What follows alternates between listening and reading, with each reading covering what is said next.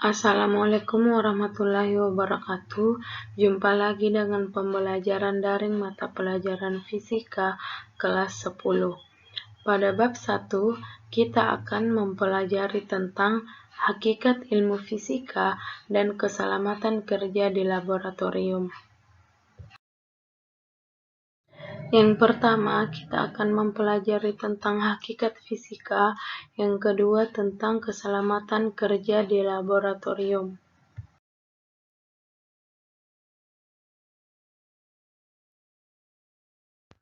Fisika merupakan ilmu sains. Nah, apa itu sains?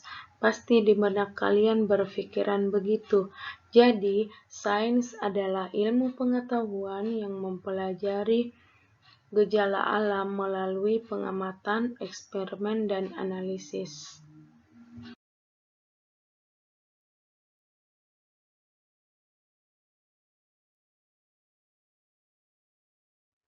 Nah, sekarang apa itu hakikat ilmu fisika?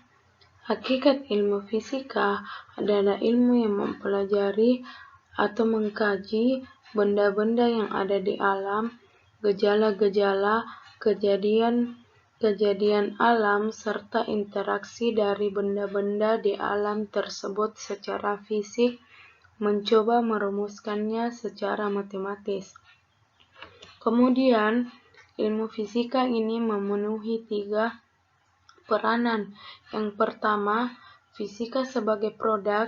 Yang kedua, fisika sebagai proses. Yang ketiga, fisika sebagai sikap.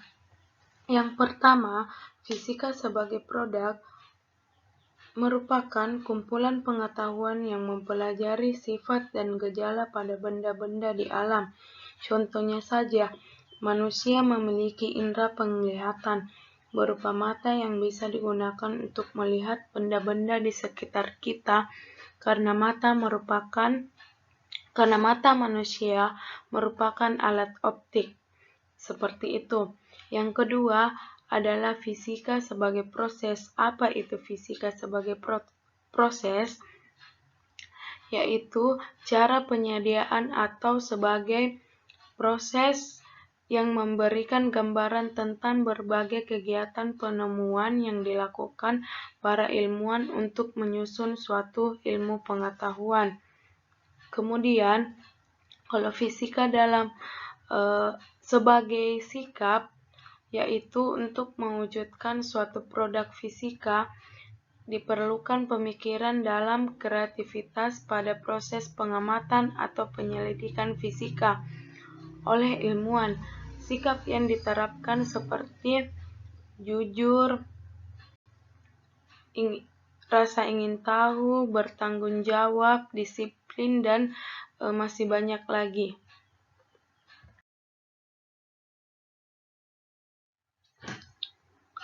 Ilmu fisika berkembang dari suatu hasil pengamatan yang dilakukan oleh para ilmuwan terdahulu. Nah, para ilmuwan terdahulu melakukan suatu proses yang panjang. Proses inilah dinamakan metode ilmiah. Karena apa? Karena para ilmuwan terdahulu menghasilkan hukum-hukum yang kita gunakan saat ini, berdasarkan penelitian-penelitian yang mereka lakukan. Nah, yang kedua adalah apa saja unsur-unsur metode ilmiah yang akan kita bahas. Yang pertama adalah karakterisasi. Karakterisasi ini merupakan pengamatan dan pengukuran. Jadi, karakter dari unsur metode ilmiah berupa pengamatan dan pengukuran. 2. Hipotesis adalah dugaan sementara atau penjelasan teoritis yang merupakan dugaan. Yang ketiga, prediksi. Prediksi adalah deduksi logis dari hipotesis. Yang keempat, eksperimen. Jadi, pengujian melalui suatu eksperimen. Yang kelima, evaluasi. Beranjak dari unsur-unsur metode ilmiah, selanjutnya adalah kriteria ilmiah. 1. Berdasarkan fakta. Jadi, keterangan yang didapatkan ini harus berdasarkan fakta yang nyata, tidak boleh hayal. Kemudian, yang kedua, bebas dari prasangka, artinya tidak boleh subjektif, perorangan itu tidak boleh. Kemudian, yang ketiga, menggunakan prinsip-prinsip analisa. Yang keempat, perumusan masalah. Yang kelima, menggunakan ukuran objektif. Yang kelima, menggunakan teknik kuantitatif dan kualitatif.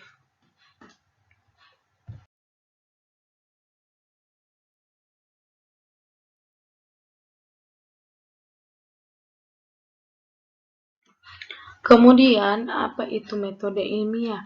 Metode ilmiah adalah suatu prosedural atau langkah yang harus dilakukan untuk melakukan suatu proyek ilmiah atau dinamakan scientific method. Kemudian, langkah-langkah dari metode ilmiah ada 6.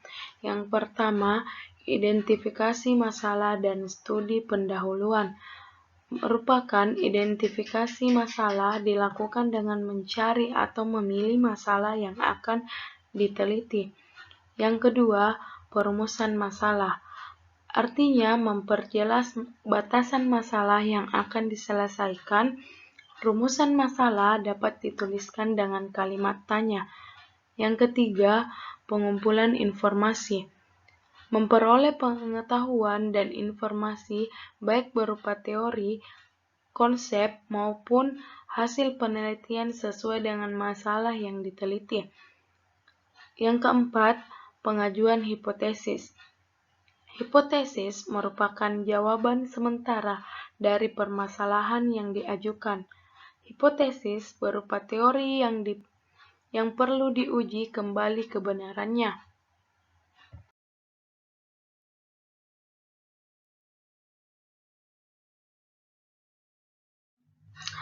Lanjutan dari langkah-langkah metode ilmiah yang kelima, yaitu melakukan eksperimen. Eksperimen bisa dilakukan dengan pengukuran dan pengamatan. Eksperimen memerlukan suatu variabel. Variabel tersebut terbagi menjadi 3. Yang pertama, variabel bebas. Variabel bebas merupakan variabel yang dapat diubah secara bebas oleh peneliti. Kemudian yang kedua, variabel terikat. Variabel yang diteliti perubahannya tergantung pada variabel bebas. Kemudian yang ketiga, variabel kontrol merupakan variabel yang selama eksperimen dipertahankan tetap.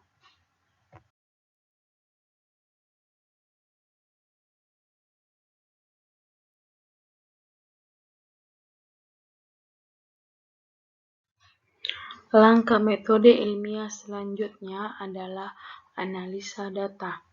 Data diperoleh dari eksperimen. Data eksperimen dibedakan menjadi 2, yaitu data kualitatif dan data kuantitatif. Data kualitatif adalah data yang tidak disajikan dalam bentuk angka. Misalnya, dari proses memanaskan air, air ini terasa panas, berarti itu adalah data kualitatif. Sedangkan data kuantitatif adalah data yang disajikan dalam bentuk angka. Dalam kasus yang sama, misalkan memanaskan air, kemudian seseorang peneliti mengukur air yang panas tadi dengan termometer dan menunjukkan suhu pada termometer adalah 80 derajat. Maka 80 derajat ini merupakan data kuantitatif karena data yang disajikan dalam bentuk angka.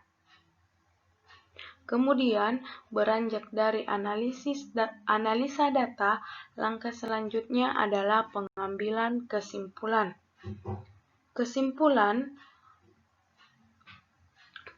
Pengambilan kesimpulan ini dilakukan pada langkah terakhir dari metode ilmiah, yaitu kesimpulan yang diambil merupakan ringkasan analisis data yang menghubungkan hasil eksperimen dengan hipotesis, alasan-alasan untuk hasil eksperimen yang bertentangan dengan hipotesis termasuk di dalamnya. Kesimpulan diakhiri dengan memberikan pemikiran berupa pernyataan untuk penelitian lebih lanjut.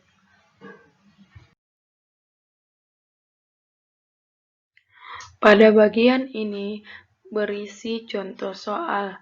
Contoh soal di sini disajikan adalah penelitian, misalnya saja ada penelitian yang berjudul hubungan antara gaya dan pertambahan panjang pegas. Tentukan variabel bebas, variabel terikat, dan variabel kontrolnya. Di sini, variabel bebasnya adalah gaya pegas. Kemudian, variabel terikat adalah panjang pegas, dan variabel kontrol adalah konstanta pegas, mistar, statif, dan clamp. Jadi, variabel bebas itu dapat diubah-ubah, sedangkan variabel kontrol yang variabelnya itu tidak dapat diubah atau bisa dikatakan harus dipertahankan.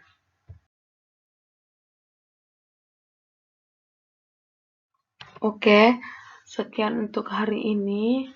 Kita lanjut video pembelajaran selanjutnya minggu depan. Terima kasih.